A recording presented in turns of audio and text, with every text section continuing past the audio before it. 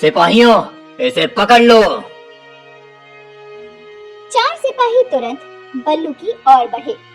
बल्लू पीछे हटते हुए लाठी उठाने लगा, लेकिन लाठी अब भारी लग रही थी, मानो उसने बल्लू से दूरी बना ली हो। हे नीलकंठ भाई, ये क्या हो गया? तूने कहा था ये लाठी मेरी साथी बनेगी, अब ये साथ क्यों छोड़ रही है? बल्लू की आंखों में आंसू थे।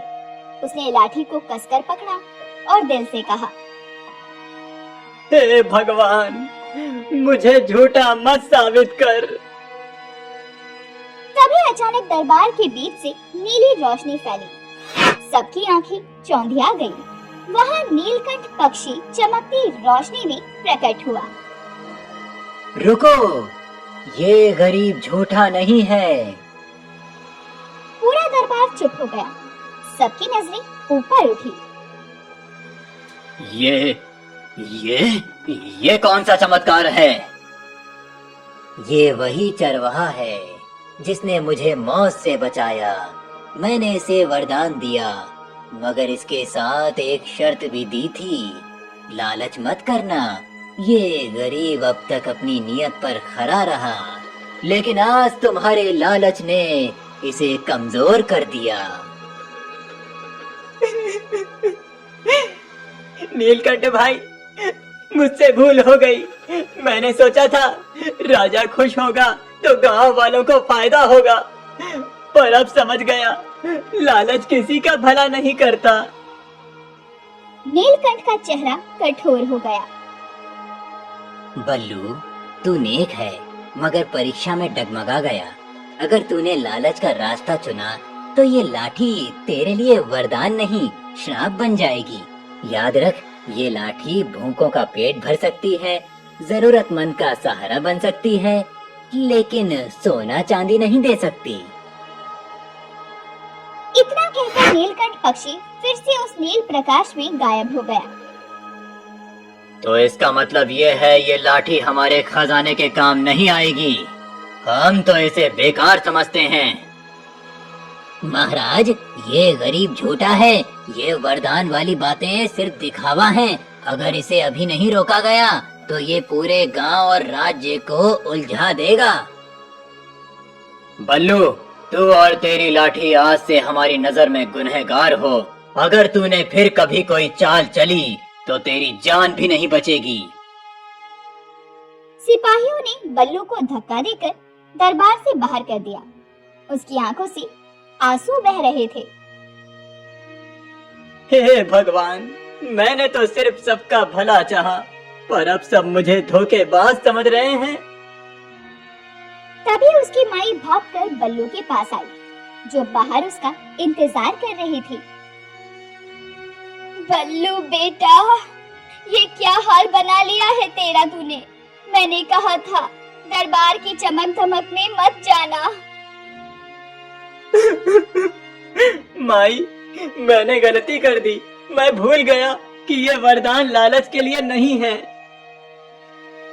बल्लू अपनी माई के साथ गांव लौटा, लेकिन अब गांव वालों का नजरिया भी बदलने लगा था। अरे देखो देखो, बल्लू वापस आ गया। सोने का पहाड़ बनाने चला था और अब दरबार से लात खाकर लौटा है। राजा ने तो साफ कह दिया, ये सब धोखा है, और हम क्या थे जो इसके पीछे पीछे दौड़ते रहे। हमको तो बेवकूफ बना दिया इसने। हमें लगा था ये कोई देवता है, लेकिन ये तो बस चालबाज निकला। अब अपनी लाठी से हमें चावल रोटी दिखाएगा कि धूल झाड़ेगा। कल तक जो उसके पैरों में गिरकर आशीर्वाद मांगते थे, आज वही उसे झूठा, धोखेबाज और चालबाज कह रहे थे। भैया, बहन, मैं झूठा नहीं हूँ। ये लाठी सच में वरदान है। मैंने तो सिर्फ भूख मिटाने के लिए इसे इस्तेमाल किया। मैंने कभी किसी का बुरा नहीं चाहा। चुप कर। अगर सचमुच वरदान है तो दरबार में क्यों नहीं चला? राजा झूठा होता है क्या? से बड़ा सच कौन? अगर तेरी लाठी सच होती तो आज हमारा गांव भी सोने से चमक रहा होता। भीड़ ने हंसी उड़ाई। बल्लू की आंखों से आंसू बहने लगे। माई ने उसे खींचकर घर ले जाना सही समझा। बल्लू बेटा, मैंने तुझे पहले ही कहा था दरबार में मत जा, मगर तूने मेरी बात नहीं मानी। अब देख, सब तुझसे मुंह मोड़ रहे हैं। माई, गलती मेरी ही थी। मैंने सोचा था राजा खुश होगा तो गांव का भला होगा, लेकिन मैं भूल गया कि वरदान लालच के लिए नहीं है। अब लोग मुझे झूठा समझते हैं और ये लाठी मेरे लिए बोझ बन गई है। उस रात बल्लू ने पहली बार लाठी को कोने में पटक दिया, जिस पर कभी उसे गर्व था। अब वही उसकी बेइज्जती का कारण बन चुकी थी। अगली सुबह बल्लू गांव से बाहर जंगल की ओर चला गया। हाथ में लाठी नहीं थी। वो अकेला, टूटा हुआ और बेबस था। हे भगवान, अगर ये वरदान मेरी किस्मत बिगाड़ने के लिए था, मैं तो पहले सिर्फ भूखा था, मगर अब तो सब मुझे धोखेबाज कहते हैं। उसकी आवाज टूट टूट कर गूंज रही थी। जंगल की हवा भी जैसे उसके दुख में करहा रही थी। इसी बीच कालूराम अपने 2 आदमियों के साथ वहीं आ पहुंचा।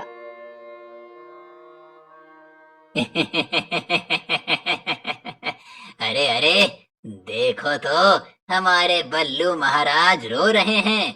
क्यों रे, सोने का पहाड़ बना दिया कि खड्डा ही खोद दिया? कालूराम, तू ही था ना जिसने राजा को उकसाया? तूने ही मेरी नीयत पर शक करवाया। अरे मूर्ख, तू सोचता है इतनी बड़ी ताकत तुझ जैसे गरीब के लिए बनी है? ये लाठी मेरे हाथ में आनी चाहिए थी। तू इसके काबिल ही नहीं है। ताकत सिर्फ दूसरों की मदद के लिए है कालूराम, तुझ जैसे लालची के लिए नहीं। बहुत बड़ी बड़ी बातें करता है रे। देख लेना, ये लाठी एक दिन मेरे हाथ आएगी और तब मैं ही इस गांव का मालिक बनूंगा। कालूराम वहां से चला गया, लेकिन उसकी आंखों में चालाकी साफ चमक रही थी। बल्लू वहीं बैठा रहा, आंखों में आंसू और दिल में बेबसी। रात को झोपड़े में माई बल्लू से कहती है, बेटा, हार मत मान, भगवान सब देख रहा है। एक दिन सब सच सामने आ जाएगा। माई, अब मैं थक गया हूँ। भूख, ताने और अब ये बोझ। मुझे समझ नहीं आता कि मैं जिंदा क्यों हूँ। नहीं बेटा, ऐसा मत बोल, तू ही मेरी आस है। दिन बीतते गए। गांव वालों ने अब बल्लू से दूरी बना ली। कोई उसकी झोपड़ी में नहीं आता। माई और बल्लू दोनों अकेले पड़ गए। जिस लाठी ने उन्हें गर्व दिया था, वही अब कोने में पड़ी धूल खा रही थी। एक शाम गांव में आग लग गई। लोग भाग दौड़ करने लगे। कई घर जलने लगे। सब लोग भागकर बल्लू के पास आ गए। बल्लू, तेरे पास तो जादुई लाठी है, चल हमारी आग बुझा दे। मेरे घर में बच्चे फंसे हैं, जल्दी कर, लाठी से मदद कर। जब मैं सच कहता था तब तुम मुझे झूठा कहते थे। अब जब मुसीबत आई तो मेरे पास दौड़े चले आए। क्यों, मैं कोई खिलौना हूँ क्या? लेकिन बल्लू ने इंसानियत के बारे में सोच के लाठी उठाई और आग की ओर भागा। उसने जोर से जमीन पर लाठी पटकी और मन ही मन प्रार्थना की, हे भगवान, मासूम बच्चों को बचा ले। अचानक आसमान से बिन मौसमी बारिश शुरू हुई और धीरे धीरे आग शांत हो गई। देखा, लाठी सचमुच जादुई है। तो फिर तू दरबार में क्यों झूठा बना? तूने हमें बेवकूफ क्यों बनाया? मैंने कभी धोखा नहीं दिया, मैंने तो सिर्फ मदद की है, मगर अब ये लाठी मेरे लिए बोझ बन गई है। मैं इसे छोड़ना चाहता हूँ। उसके चेहरे पर आंसू बह रहे थे। लोग उसके चारों ओर खड़े थे, मगर उसकी पीड़ा समझ नहीं पा रहे थे।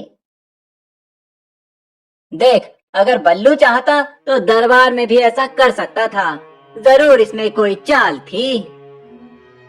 नहीं रे, अगर बल्लू ना होता तो मेरा बच्चा आज जिंदा ना होता। हमें मानना होगा कि ये वरदान सच है। पर कब तक? अगर ये वरदान कभी उल्टा असर कर गया तो गांव का क्या होगा? बल्लू खामोश खड़ा रहा। उसकी आंखें झुकी थी, हाथ में लाठी थी, लेकिन चेहरा बुझा हुआ। तभी कालू राम वहाँ आ पहुँचा। अरे वाह बल्लू, आज तो तू हीरो ही बन गया। आग बुझाई, बच्चों को बचाया, पर ये लाठी अब तेरे हाथ में क्यों है?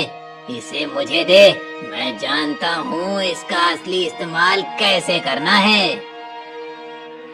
कालू राम, तेरे जैसे लालची को अगर ये लाठी मिली तो गांव का विनाश हो जाएगा। तू इसे छू भी नहीं सकता। तो क्या तू इसे हमेशा के लिए छुपा कर रखेगा? गांव वाले तुझे देवता समझते हैं, पर कल को ये लाठी तेरा बोझ बन जाएगी।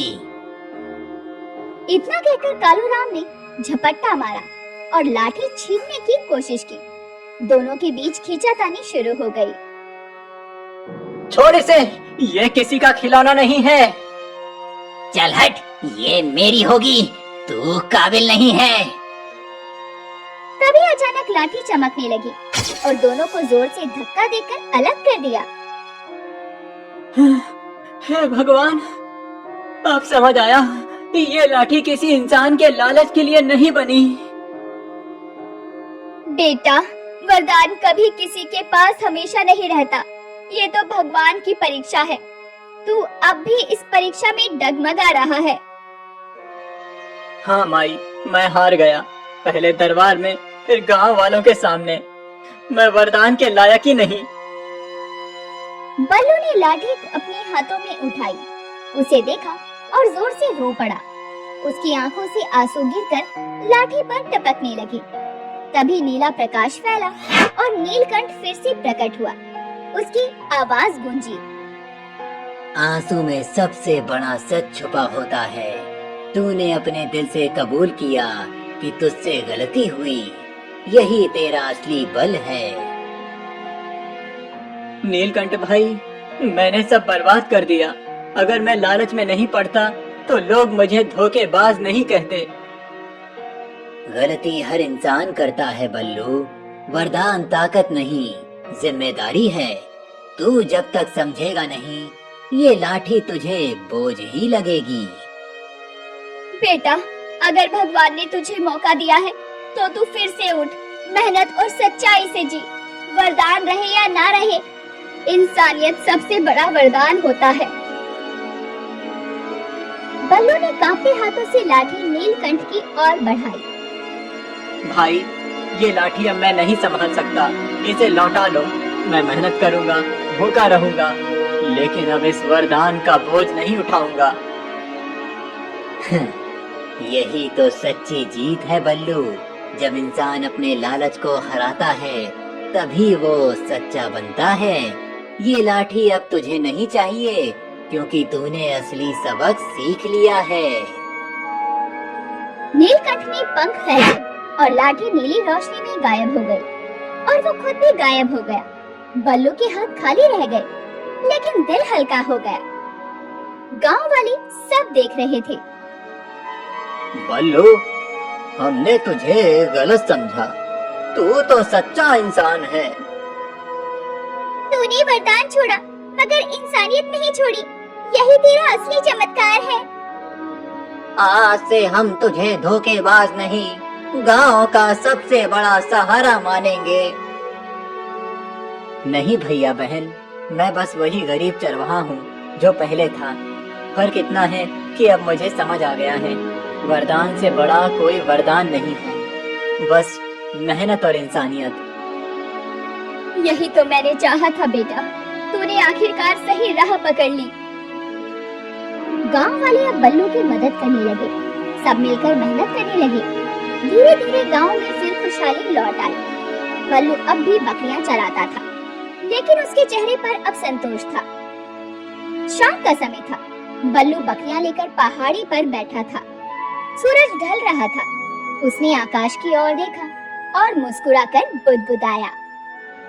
धन्यवाद नीलकंठ भाई, तूने मुझे सिखाया कि असली ताकत लाठी में नहीं बल्कि दिल की सच्चाई और मेहनत में है।